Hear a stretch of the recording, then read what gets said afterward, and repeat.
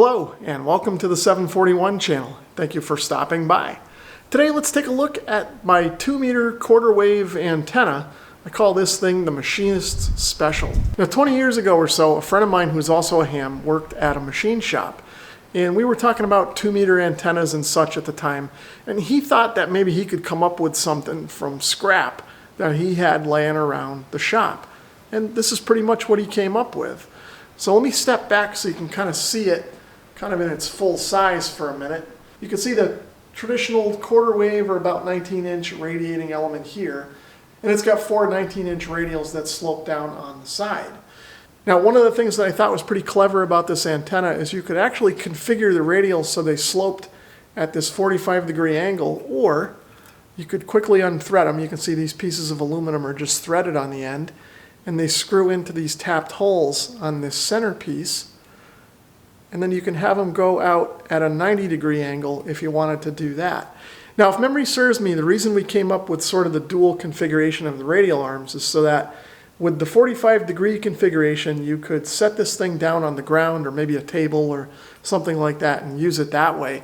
Back at this time, we had done a little bit of hill topping, mountain topping with 2-meter radios, and we thought we could easily disassemble this, put it in a pack, bring it up on a mountain with us, and then just set this down on a rock or something, if memory serves. I know Marc's probably watching, so he can kind of correct me if I've got that wrong.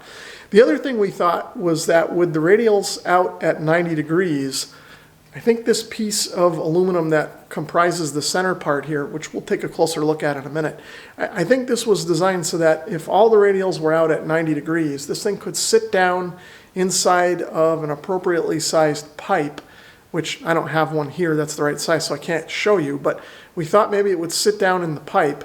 And you could see the coax connectors on the bottom. You could run the coax through the pipe, and it would just be an easy way to mount it on a pipe without any clamps or anything. I guess with the top of the pipe, maybe if it was a PVC pipe or something, you could put a hose clamp to kind of hold it on there. I don't remember exactly what we were thinking, but anyway, you can see it's got sort of the dual radial configuration. And again, everything is all threaded so that it easily just comes apart and can go in a pack or store somewhere easily, so it's not kind of in this configuration all the time. So I'm going to take the radiating element off.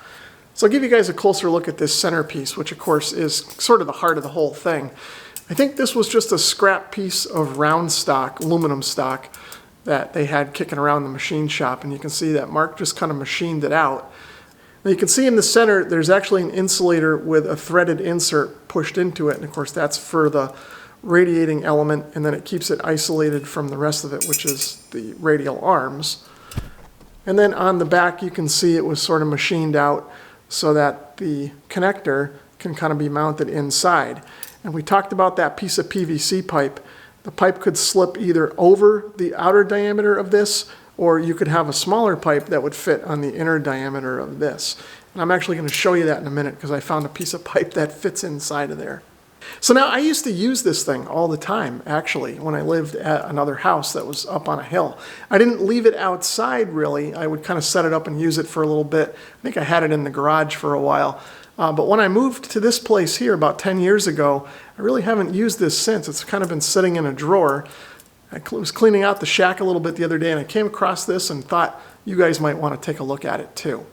So anyway, now that we've sort of looked at how the antenna is made, I'm going to actually throw it up on a pipe. I'm going to put it on my antenna analyzer and see how it does, see how it's held up over the years. I mean, it should be fine, but let's check it out anyway.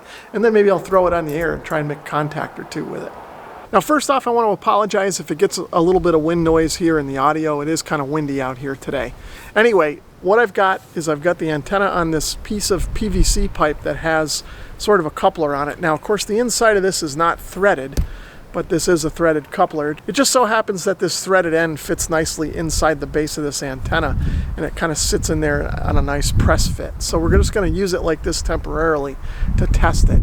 So as you can see, I've got the antenna up there on top of the piece of PVC, and the PVC is actually supported by a piece of rebar that's hammered in the ground. And you can see I've just got a run of coax over here to the back of the Tahoe where I've got the antenna analyzer plugged into the outlet that's in the back.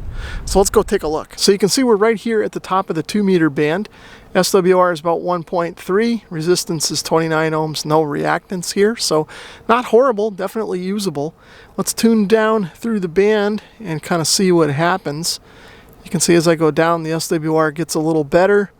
The resistance and the reactance start to change a little bit at the midpoint in the band.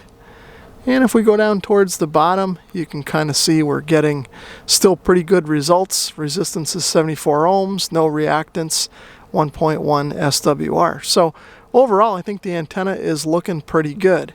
Now, I'm kind of curious to see. I've got the radials right now set at 45 degrees. I'm going to switch them over to 90 and see if that makes a difference. You can probably see I've got the radial arms switched over to their 90-degree positions. Let's take a look at the analyzer and see if it changed anything. So I've got the radial arms out at 90 degrees, and at the top of the band, you can see things have improved slightly. Probably not enough to really make a difference, but there's a slight improvement here. The resistance is a little closer to 50, and the SWR is a little lower. If I scroll down through the band, you can see that things look, again, just a little bit better as we go through. The resistance stays closer to 50 and the reactance stays closer to 0. The SWR goes down a little bit more towards the center of the band. And if we get down to the bottom of the band, you can see, again, things still look pretty good. So overall, I think the antenna is still pretty usable in either configuration. So let me grab the HT. We'll see if we can make a contact or two through a repeater. Okay, so I'm still in the back of the truck to try and keep the wind noise out of the microphone. I've got my Anytone 878, and we're going to try a few analog 2-meter repeaters. I don't have any digital DMR 2-meter repeaters in the area, so really that's all we can test at the moment. But let's give it a shot and see what happens. So one thing I'll mention is that VHF is a little bit tough from this location, especially to my west and my south.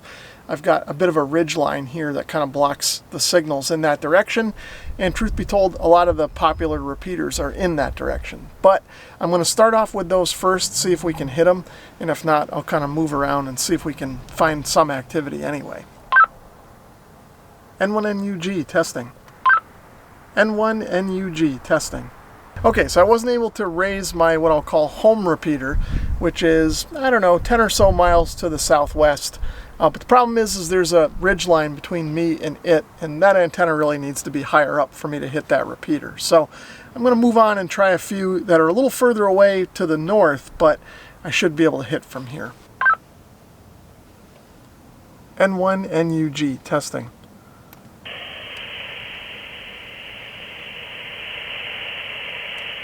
So I was able to hit the repeater. There's a few guys I know on that repeater. If they were around, they probably would have come back to me. But it's getting close to supper time, so they're probably preoccupied. I'll try a few others just to see what happens. N1NUG testing. Okay, again, you heard that repeater came back. Nobody's there again. Probably the wrong time of day to be doing this, but it is hitting the repeater and working. That repeater is, I don't know, 15 or so miles to my south. I'll try a few more, see if anybody's around. This is the N1NW repeater. N1NUG testing. Okay, that was the N1NW repeater down in Norwich, Connecticut. That one was actually pretty strong, considering it's probably got to be 25 or 30 miles away. I'm not even sure. And that's to my southeast-ish. N1NUG testing. Okay, there's another repeater. That's the Salem, Connecticut repeater. Again, that's got to be 25 or 30 miles to the south of me, so I've got a pretty good shot that direction anyway. Okay, so that's pretty much all I can hit on the HT right now. And again, it's mostly because of the terrain around here and the fact that there's a few repeaters up in Massachusetts that I just don't have programmed in this radio right now that I'm pretty sure I could hit. Like I said, they're just not in here right now.